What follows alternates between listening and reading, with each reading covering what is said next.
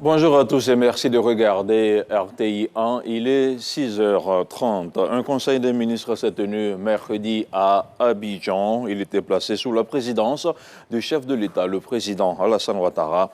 Plusieurs sujets ont été examinés, notamment le foncier urbain, l'exploitation gazière et pétrolière, la livraison des travaux d'infrastructure de la CAN 2023, le démarrage des examens à grand tirage. On écoute le porte-parole du gouvernement. Au titre du ministère de l'Éducation nationale et de l'alphabétisation, le Conseil a adopté une communication relative au lancement des examens à grand tirage de la session 2023. La session 2023 convoquera dans l'ensemble 1 597 045 candidats, dont 782 862 filles et 814 183 garçons, répartis ainsi qu'il suit: 662 375 candidats pour le CEPE, 577 618 candidats pour le BEPC, 10 181 candidats pour le test d'orientation en seconde et 346 871 candidats pour le baccalauréat. À l'instar des années précédentes, l'examen du CEPE ouvrira la session le lundi 5 juin 2023, suivi de l'examen du BEPC, du test d'orientation en seconde et du baccalauréat. La fin de la session 2023 des examens à grand tirage est prévue le lundi 24 juillet 2023 à la suite de la proclamation des résultats du baccalauréat. Les détails relatifs aux dates seront publiés dans un communiqué du Conseil des ministres.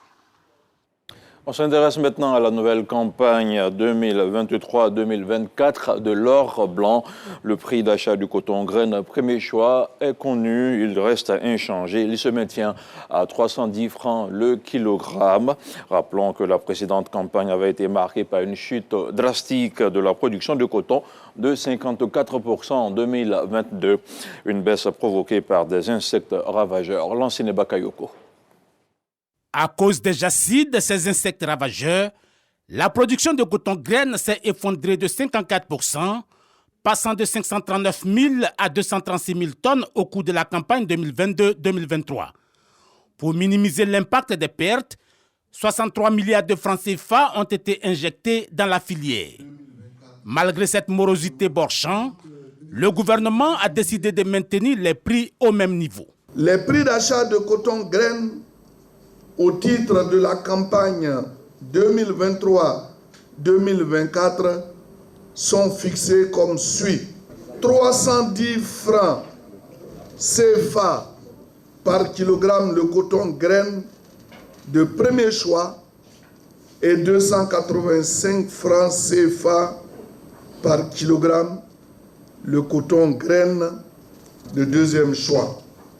Ces prix sont les plus élevés de tous les pays producteurs de coton de la sous-région. Pour cette campagne qui s'ouvre, la filière prévoit une production de 400 000 tonnes de coton graine. Cette production projetée devrait connaître une hausse de 69% par rapport à la campagne 2022-2023.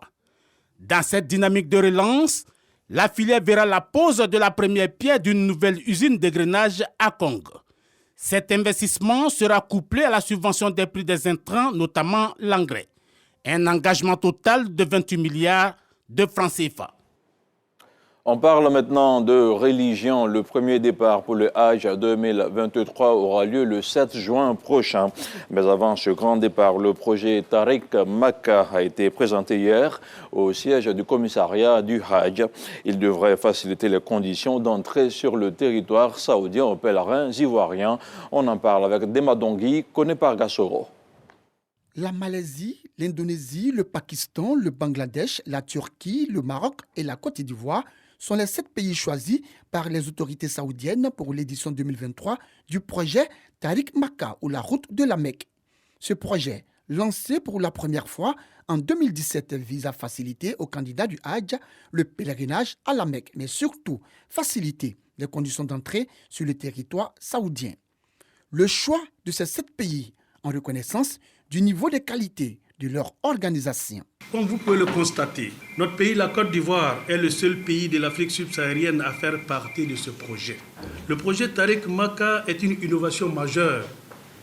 Cette initiative consistera essentiellement à faire venir des officiels saoudiens de l'immigration en Côte d'Ivoire afin d'assouplir les procédures d'entrée des pèlerins en Terre Sainte, en finalisant toutes les procédures policières et douanières à partir de l'aéroport d'Abidjan.